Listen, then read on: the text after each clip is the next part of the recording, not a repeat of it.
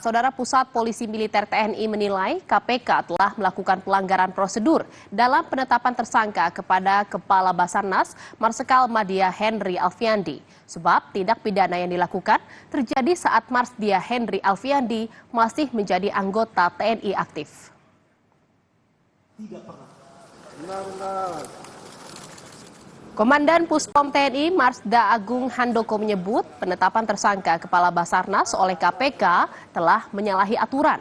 Saat penetapan tersangka, Puspom TNI hanya diberitahu oleh KPK bahwa kasus dugaan korupsi pengadaan barang di Basarnas telah dinaikkan ke tahap penyidikan.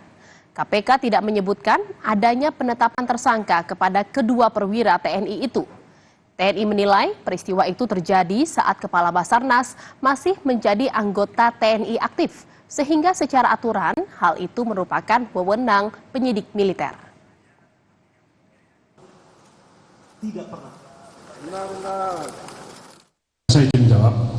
Jadi menurut kami apa yang dilakukan oleh KPK untuk penetapan personil militer sebagai tersangka menyalahi ketentuan. Pertanyaan kedua, untuk Marsdia HA memang sudah memasuki masa pensiun. Tetapi tindak pidana tersebut terjadi pada saat beliau masih aktif. Jadi kita lihat tempus deliktinya, waktu kejadiannya. Jadi tetap berdasarkan tempus delikti, yang menangani adalah kewenangan ada di Polisi Militer. Demikian, terima kasih. Saudara, usai memberikan keterangan pers pada tadi, tim dari Mabes TNI mendatangi gedung KPK.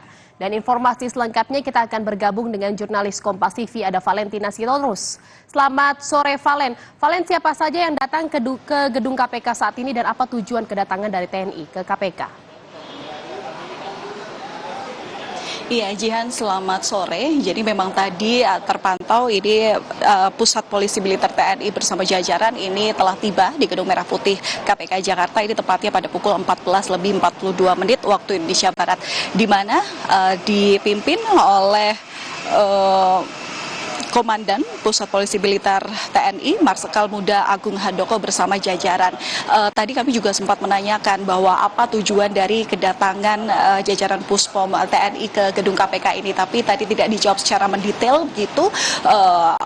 Marsda Agung langsung saja memasuki gedung yang diduga merupakan ruangan pertemuan antara pimpinan KPK bersama juga pihak-pihak tamu yang datang yang ingin juga melakukan pertemuan. Kami juga tadi sempat menanyakan apalagi yang dipermasalahkan oleh Puspom TNI sehingga datang ke gedung KPK ini.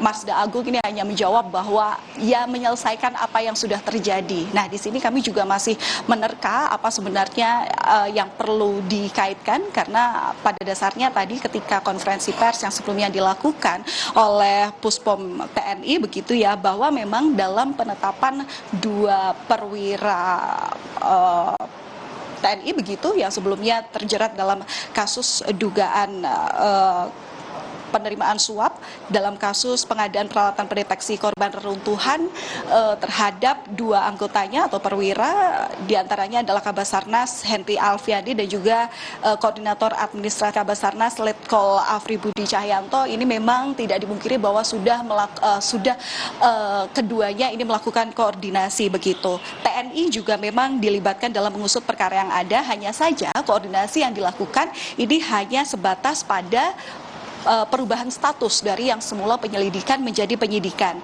Kemudian saat KPK menetapkan tersangka dalam kasus tersebut tidak ada koordinasi lebih lanjut dengan TNI. TNI di sini menyebut tidak tahu menahu bahwa dua anggotanya ini akan ditetapkan tersangka dalam perkara yang memang saat ini sedang diusut oleh KPK. Nah, tadi juga Puspom TNI dalam konferensi persnya ini juga menyebut bahwa sampai saat ini TNI dan KPK ini tetap bersinergi dalam semua kasus yang ada dalam penyidikan kasus dugaan suap proyek pengadaan barang dan jasa di kantor Basarnas yang menjerat Kabasarnas. TNI pada dasarnya juga sangat mendukung pemberantasan korupsi, tapi juga berpesan bahwa jangan dianggap apabila permasalahan atau kasus dari dugaan suap ini diberikan kepada TNI, kemudian TNI akan mengabaikan kasus tersebut. Nah, ini ditampik oleh TNI dalam konferensi pers dari Puspom tadi.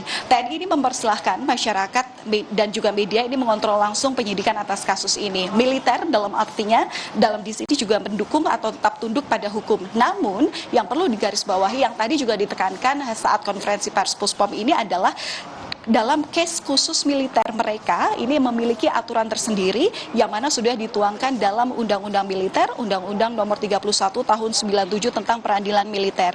Selain itu juga dalam peraturan hukum yang lain, militer juga tunduk terhadap Undang-Undang KUHP nomor 8 tahun 1981. Jadi pada intinya tadi Puspom TNI menyebut bahwa tidak ada prajurit TNI yang akan kebal hukum. Semua tunduk pada aturan hukum. Hanya dalam Undang-Undang Peradilan Militer juga diatur penyelidikan, penyidikan dan juga penahanan. Dan tadi yang memang ditekankan adalah bahwa yang berhak untuk melakukan penetapan tersangka dan juga penahanan di sini adalah atasan atau komandan dari atasan yang ditetapkan sebagai tersangka berhak menghukum, kedua merupakan polisi militer dan ketiga merupakan auditor militer.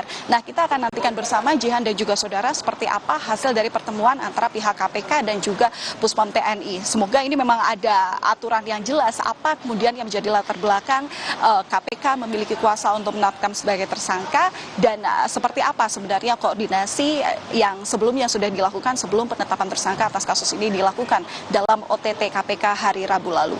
Jihan. Baik, terima kasih atas laporan Anda jurnalis Kompas TV, Valentina Sitorus dari Gedung KPK Jakarta. Selamat bertugas kembali.